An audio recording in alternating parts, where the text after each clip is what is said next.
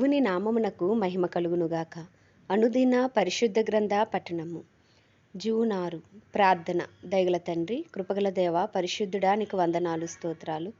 గడిచిన దినములన్నీయు నీ కృపలో జ్ఞాపకం చేసుకుని మరి ఒక నూతన దినము మా జీవితాల్లో మీరు ప్రవేశపెట్టిన విధమును బట్టి నీకు వందనాలు, స్తోత్రాలు. ప్రభా, ఈ దినం వాక్యము ద్వారా మాతో మాట్లాడండి, మమ్మల్ని బలపరచండి. ప్రార్థనలో నీ ఆత్మతో నింపి వాడుకోమని, ఆది నుంచి అంతం వరకు నీవే తోడుగా ఉండి నడిపించమని యేసుక్రీస్తు అతి పరిశుద్ధ నామంలో అడిగి వేడుకొంచున్నాను నా పరమ తండ్రి, ఆమేన్. ఎజ్రా గ్రంథము 6-7 అధ్యాయములు.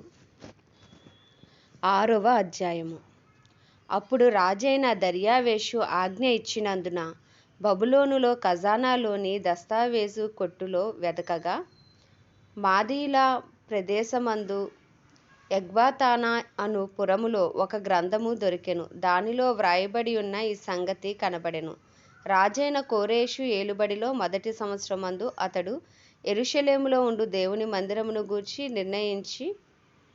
నిర్ణయించినది బలులు అర్పింపతగిన స్థలముగా మందిరము కట్టింపబడవలెను. దాని పునాదులు గట్టిగా వేయబడవలెను. దాని నిడివి 60 మూరలను, దాని వెడల్పు 60 మూరలను ఉండవలెను. 3 వరసలు గొప్ప రాళ్ల చేతను, 1 వరస క్రొత్త మ్రానుల చేతను కట్టింపబడవలెను.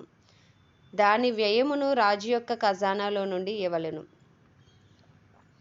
మరియు యెరూషలేములో ఉన్న ఆలయములో నుండి నెబుకద్నెజరు బబులోనుకు తీసుకుని వచ్చిన దేవుని మందిరము యొక్క వెండి బంగారము ఉపకరణములు తిరిగి అప్పగింపబడి యెరూషలేములో ఉన్న మందిరమునకు తేబడి దేవుని మందిరములో వాటి స్థలమందు పెట్టబడవలెను. కావున రాజైన దర్యావేషు ఇలాగు సెలవిచ్చెను.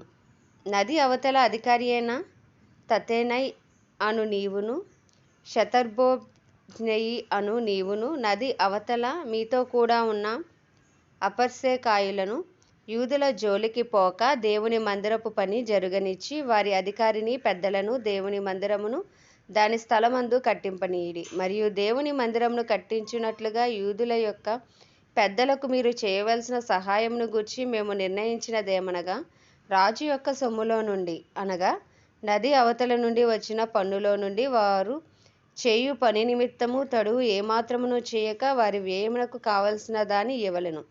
మరియు ఆకాశమందలి దేవునికి దహన బలులు అర్పించుటకే కోడెలే గాని, గొర్రె పొట్టేళ్లే గాని, గొర్రె పిల్లలే గాని, గోధుమలే గాని, ఉప్పే గాని, ద్రాక్షారసమే గాని, నూనెయే గాని యెరూషలేములో ఉన్న యాజకులు ఆకాశమందలి దేవునికి సువాసన అయిన అర్పణలు అర్పించి రాజును అతని కుమారులను జీవించినట్లు ప్రార్థన చేయు నిమిత్తమే వారు చెప్పిన దానిని బట్టి ప్రతి దినమును తప్పకుండా వారికి కావలసినదంతయు ఇవ్వవలెను.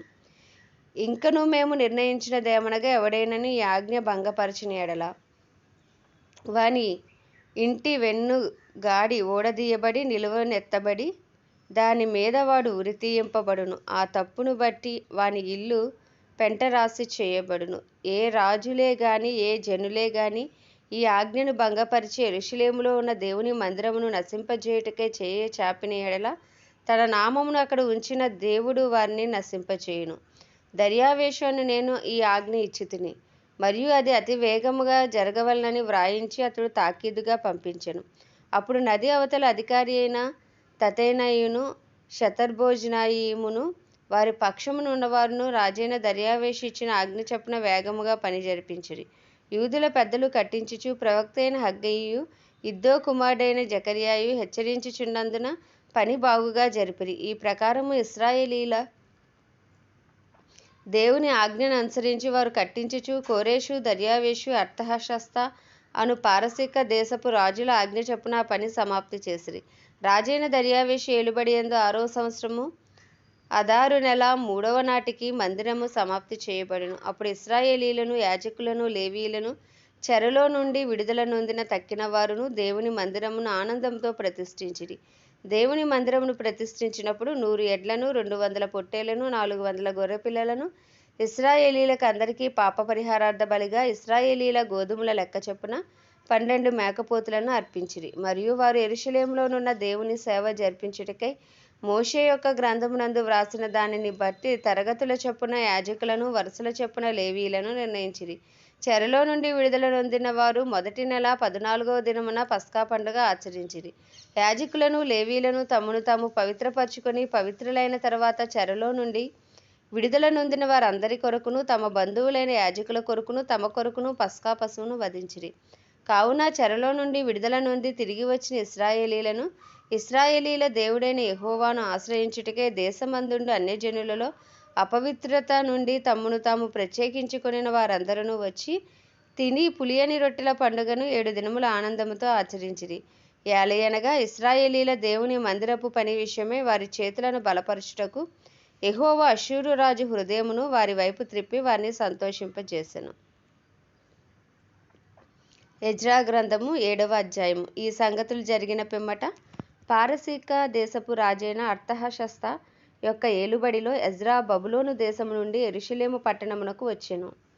ఇతడు షెరాయా కుమారుడై ఉండెను. షెరాయా అజర్యా కుమారుడు, అజర్యా హిల్కియా కుమారుడు, హిల్కియా షల్లూము కుమారుడు, షల్లూము సాదోకు కుమారుడు, సాదోకు అహీటూబు కుమారుడు, అహీటూబు అమర్యా కుమారుడు, అమర్యా అజర్యా కుమారుడు, అజర్యా మెరాయోతు కుమారుడు, మెరాయోతు జెరహ్యా కుమారుడు, జెరహ్యా ఉజ్జీ కుమారుడు, ఉజ్జీ బుక్కీ కుమారుడు, బుక్కీ అబీషువ కుమారుడు, అబీషువ ఫినెహాసు కుమారుడు, ఫినెహాసు ఎలియాజరు కుమారుడు, ఎలియాజరు ప్రధాన యాజకుడైన అహరోను కుమారుడు.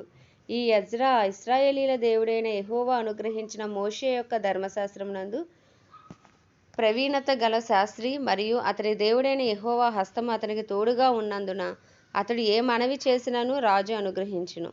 మరియు రాజైన అర్తహషస్త ఏలుబడి యందు 7వ సంవత్సరమున ఇశ్రాయేలీలో కొందరును, యాజకుల్లో కొందరును, లేవీలను, గాయకులను, ద్వారపాలకులను, నెతీనీలను బయలుదేరి యెరూషలేము పట్టణమునకు వచ్చిరి. రాజు ఏలుబడి యందు 7వ సంవత్సరం 5వ మాసమున ఎజ్రా యెరూషలేమునకు వచ్చెను. మొదటి నెల మొదటి దినమందు అతడు బబులోను దేశం నుండి బయలుదేరి తన దేవుని కరుణాహస్తము తనకు తోడుగా ఉన్నందున 5వ నెల మొదటి దినమున యెరూషలేమునకు చేరెను. ఎజ్రా యెహోవా ధర్మశాస్త్రమును పరిశోధించి దాని చొప్పున నడుచుకొనుటకును ఇశ్రాయేలీలకు దాని కట్టడలను విధులను నేర్పుటకును దృఢ నిశ్చయము చేసుకొనెను. యెహోవా ఆజ్ఞల వాక్యముల యందును ఆయన ఇశ్రాయేలీలకు విధించిన కట్టడల యందును శాస్త్రియు యాజకుడైన ఎజ్రాకు రాజైన అర్తహషస్త ఇచ్చిన తాకీదు నకలు. రాజైన అర్తహషస్త ఆకాశమందలి దేవుని ధర్మశాస్త్రమందు శాస్త్రియు యాజకుడైన ఎజ్రాకు క్షేమము మొదలగు మాటలు వ్రాసి ఇలాగు సెలవిచ్చెను.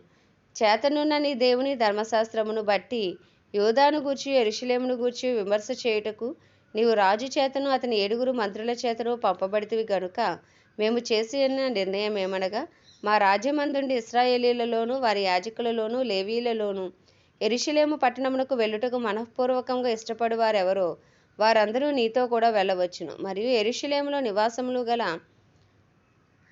ఇశ్రాయేలీల దేవునికి రాజును అతని యొక్క మంత్రులను స్వేచ్ఛగా అర్పించిన వెండి బంగారములను నీవు తీసుకుని పోవలెను. మరియు బబులోను ప్రదేశమందంతటా నీకు దొరుకు వెండి బంగారములు అంతయును జనులను యాజకులను యెరూషలేములోనున్న తమ దేవుని మందిరమునకు స్వేచ్ఛగా అర్పించు వస్తువులను నీవు తీసుకుని పోవలను.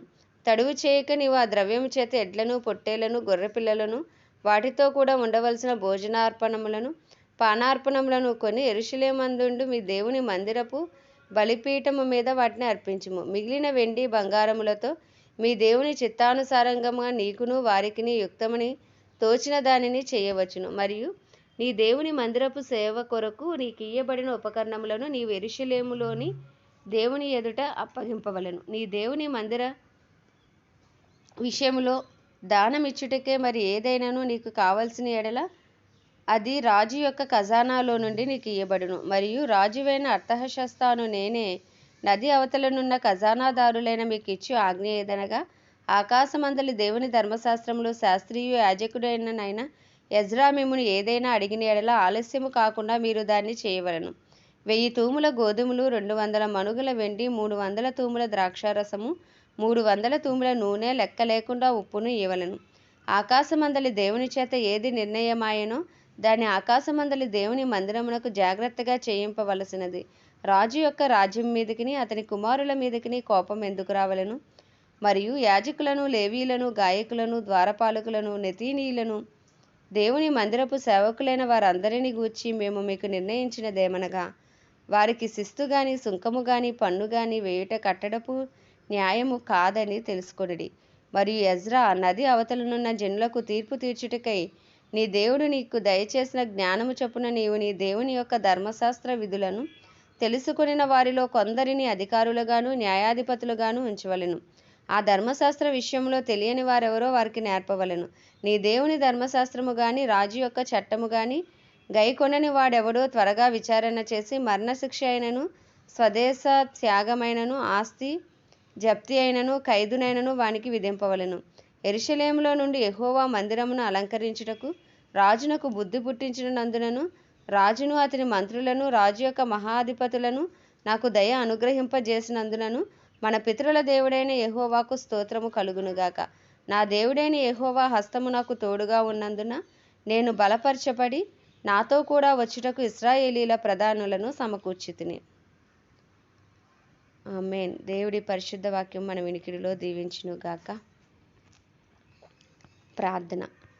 దయగల తండ్రి, కృపగల దేవ, పరిశుద్ధుడానికి వందనాలు, స్తోత్రాలు. జీవాధిపతి, న్యాయాధిపతి, మృత్యుంజయుడా, మహాగణుడా, మహిమా ఘనతకు అర్హుడా, యోగ్యుడా, పూజ్యుడా, కృపను చూపుటకు ఐశ్వర్యవంతుడా, కృపా సత్య సంపూర్ణుడా, దేవానికి వందనాలు, స్తోత్రాలు చెల్లించుకుంటున్నాం తండ్రి. మా అపరాధములను క్షమించుము, మా పాపములు క్షమించి ప్రభా నీ రక్తంతో కడగండి, శుద్ధీకరించండి ప్రభా, నీ ముందు నిందారహితంగా నిలవబెట్టండి. మా కుటుంబస్తుల పాపములు సైతం మీరు జ్ఞాపకం చేసుకుని వాటిని అయ్యా తండ్రి దయతో క్షమించి ప్రభా నీ రక్తంతో కడగమని ప్రార్థిస్తున్నాం ప్రభా. అయ్యా నీ కృపలో మమ్మల్ని అందరినీ బలపరచండి. నీ చిత్తానుసారంగా నీ హృదయానుసారులుగా జీవించు భాగ్యము దయచేయండి. నీకు ఇష్టం లేని క్రియలు మాలో లయపరచండి ప్రభా. నీకు ఇష్టలుగా జీవించు భాగ్యం అందరికీ దయచేయండి. నిన్ను సంతోషపెట్టేవారిగా నీ మార్గంలోనైనా నడుచుచు నీకు సమీపంగా వచ్చేవారిగా మమ్మల్ని కృపచూపి నడిపించమని ప్రార్థిస్తున్నాం ప్రభా. అయ్యా ఇదిగో తండ్రి నాయన సమయాన్ని సద్వినియోగం చేసుకుని కృపను దయచేయండి. అయ్యా వ్యర్థమైన వాటి యందు మనస్సు నుంచగా ప్రభా. అయ్యా తండ్రి నాయన అయ్యా ఏవి మాన్యమైనవో తెలుసుకుని వాటి మీద మనస్సు ఉంచే కృపను మాకు దయచేయండి. అయ్యా తండ్రి సమయాన్ని వ్యర్థపరచుకోకుండా ప్రభా నాయన అయ్యా తండ్రి సమయాన్ని సద్వినియోగపరచుకునే కృపను మాకు అనుగ్రహించమని ప్రార్థిస్తున్నాం. మేము చేసే ప్రతి పనిలో మీ కృప చూపి తోడుగా ఉండి నడిపించండి ప్రభా. నీకు వందనాలు, స్తోత్రాలు. తెలివి, జ్ఞానము, వివేచన మాకు దయచేయండి. అయ్యా ఇగో మా కుటుంబాలను కూడా మీరు జ్ఞాపకం చేసుకొని మా కుటుంబస్తుల పాపం సైతం దయతో క్షమించండి. అయ్యా మా కుటుంబాలన్నిటికీ క్షేమం అనుగ్రహించమని ప్రార్థిస్తాం. ఇంకా మా పట్టణాలు, మా ప్రాంతాలు నాయన అయ్యా మా రాష్ట్రమును మీరు జ్ఞాపకం చేసుకోండి ప్రభా. అలాగే ప్రభా తండ్రి తెలుగు రాష్ట్రాలను మీరు జ్ఞాపకం చేసుకోండి. భారతదేశాన్ని మీరు జ్ఞాపకం చేసుకోండి.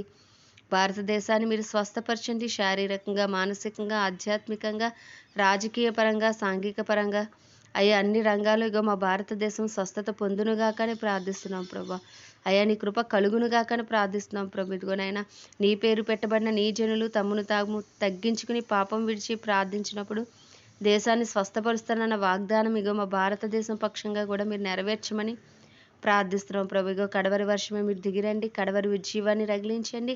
ఏ ఒక్క ఆత్మ నశించిపోకుండా ప్రభా అయ్యా నువ్వు ఇచ్చిన వాగ్దానాన్ని మీరు నెరవేర్చమని ప్రార్థిస్తున్నాం ప్రభా. ఇంకా అందరూ అంతటా రక్షణ పొందవాలని ఇచ్చేయించి ఉన్నామన్నావు ప్రభా. అవును ప్రభా, నీ చిత్తాన్ని మీరు జరిగించండి ప్రభా. పరలోకంలో నీ చిత్తము జరుగుచున్నట్లు భారతదేశంలో నీ చిత్తమును జరిగించి నీ రాజ్యమును స్థాపించండి నాయన. ఇగో ప్రపంచ దేశాలన్నిటినీ కూడా మీరు జ్ఞాపకం చేసుకోండి ప్రభా. వాటిని పరిపాలిస్తున్న అధికారులు, రాజులు అయ్యా అందరినీ మీ జ్ఞాపకం చేసుకోండి ప్రభు. అందరికీ నీ కృప కలుగును గాక, నీ కృప విస్తరించబడును గాక, నీ సన్నిధి కాంటి ప్రకాశించబడును గాక, అందరికీ రక్షణ కలుగును గాక నాయన. అందరి మనోనేత్రాలు తెరవబడును గాక అయ్యా తండ్రి. సత్యం నుండి సర్వసత్యంలోకి అందరూ నడిపించబడుదురు గాక అని ప్రార్థిస్తున్నాం ప్రభా. అయ్యా వారికి అయ్యా అలాగే సమస్త మానవాళికి నీ కృపను విస్తరింపచేయండి. నీ సన్నిధి కాంతిని ప్రకాశింపచేయమని ఇంకను సువార్త అందని గ్రామాలు, ప్రాంతాలు పట్టబడినట్లు ఇంకను అనేక మంది సువార్థికులను మీరు లేపండి ప్రభు. ఉపదేశకులు మీరు లేపండి అయ్యా. కాపరులను మీరు లేపండి అయ్యా. అపోస్తలులు, ప్రవక్తలను మీరు లేపమని ప్రార్థిస్తున్నామయ్యా. ప్రార్థించే ప్రార్థనా వీరులను మీరు లేపండి ప్రభు. ప్రతి క్రైస్తవుని మీరు రూపాంతరపరచండి, మీ రూపులోకి మార్చండి ప్రభు. అందరూ ఆత్మపూర్ణులై నీ సన్నిధిలో ఏకాత్మ కలిగి ప్రార్థించే ప్రార్థన ఆత్మ ప్రతి క్రైస్తవుని ప్రతి దైవజనుపైకి దిగి వచ్చునుగాకని ప్రార్థిస్తున్నాం ప్రభా. దైవజనులందరికీ కూడా క్షేమము అనుగ్రహించండి నాయన. వారి రాకపోకలోని కాపుదల, భద్రత ఉంచండి. నిలవబడిన ప్రతి చోట నీ అభిషేకంతో నింపి అనుకూల సమయములు వాక్యమును బోధించుటకు అనుగ్రహించండి. ఒప్పింపు చేయ ఆత్మను అయా బలముగా అక్కడ పనిచేయనిమ్మని ప్రార్థిస్తున్నాం ప్రభా. అయ్యా నీకే వందనాలు స్తోత్రాలు. వారి కుటుంబాలన్నింటికి నీ రక్త ప్రోక్షణ కింద ఉంచమని ప్రభా, ఈ దినమంతా నీ కాపుదల భద్రత నాకు మాకు అందరికీ మీరు దయచేసి ప్రభా తండ్రి అయ్యా నీ చిత్తంలో మమ్మల్ని బలపరిచి నడిపించమని యేసుక్రీస్తు అతి పరిశుద్ధ నామంలో అడిగి వేడుకొనిచున్నాను నా పరమ తండ్రి. ఆమేన్.